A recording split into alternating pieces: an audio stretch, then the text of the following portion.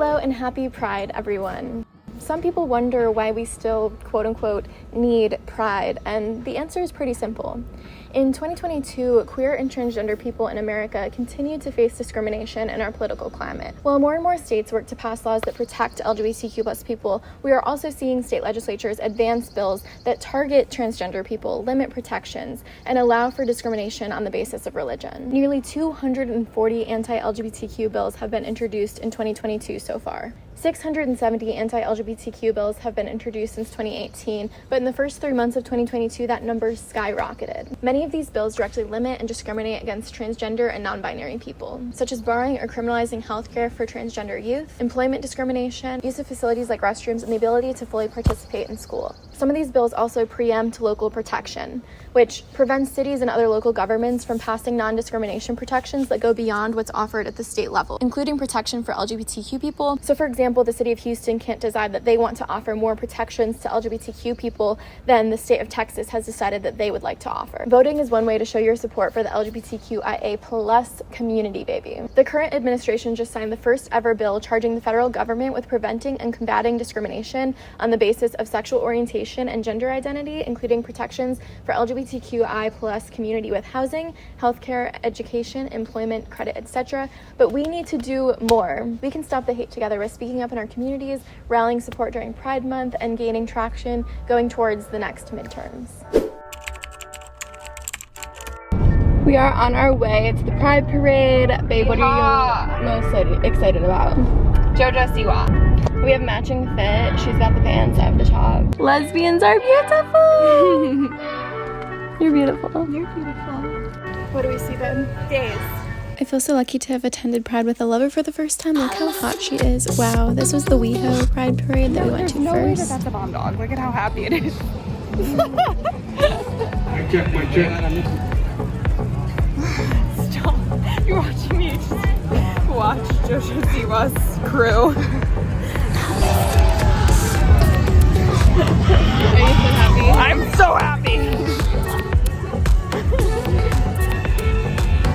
I smell the adult lesbians that we're waiting for her. We're with our queen. I mean, Kind of. I would just love to blend in as much silly. Arbery! I've gotten lost there, but they have a great flow. The different floats and groups were so much fun. Even though the WeHo Pride Parade was a bit smaller, I did feel like it was more like intimate and had a little bit better of floats, honestly. The amount of queer joy that we got to experience, especially in the midst of a lot of bad news in, the political state of our country, this was really a safe haven for celebration and for getting to celebrate aspects of ourselves that are currently under attack, honestly. Janelle Monáe looked so good. What an icon. And this is the moment where my girlfriend realized that we were in the presence of Cardi B. You'll hear her scream.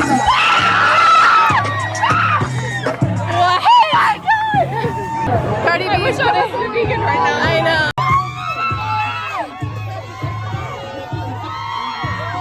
Ellie, what just happened? We just saw Cardi B and I almost broke my veganism for her. I've never been a fangirl like that. Like, we were like screaming, running. Finally, Queen Jojo and her girlfriends. There she goes. Lost an earring because we were running after. We considered breaking our veganism. I blocked that. Because she was pouring whipped cream into the Reese's milk, so we were maybe gonna be down. But She had the most beautiful outfit on too. I'm sure it'll be on IG. yeah, it was iconic. Her hair, iconic. We're at Nick's up on Beverly. Yum. What did you get, babe? I got the Benedict. Yum. And this is the breakfast sandwich. Our food was 11 out of 10. Delicious. 11 out of 10. We're stuck with We're not happiness. done yet. Oh my god, I forgot we ordered dessert. Butterscotch pudding. Dyke JLA. We love Dyke. Even gay men love Dyke. We also got to attend Dyke Day LA. It was the most lesbians I've ever seen in one place. It was so magical. We got to see burlesque and DJs and really just bask in lesbian glory and community, which is something I had never experienced to this extent. We had such an amazing time. And there was vendors, we learned so much, we got to see just so much community. We also got to attend the premiere of Queer as Folk, which is on Peacock. We've both watched the entire first season after attending this premiere, and it is so good and so important, I think, to see flawed queer people. Yeah. What are we doing, babe? What are we doing? We're going to a party. It just feels like such a queer show. I really, really enjoyed it, and we had so much fun at the premiere. We were bumping shoulders with like Roxanne Gay at the bar. I couldn't believe it. I didn't even know what to do with myself. Look at these cute freaking photos we got. Ugh.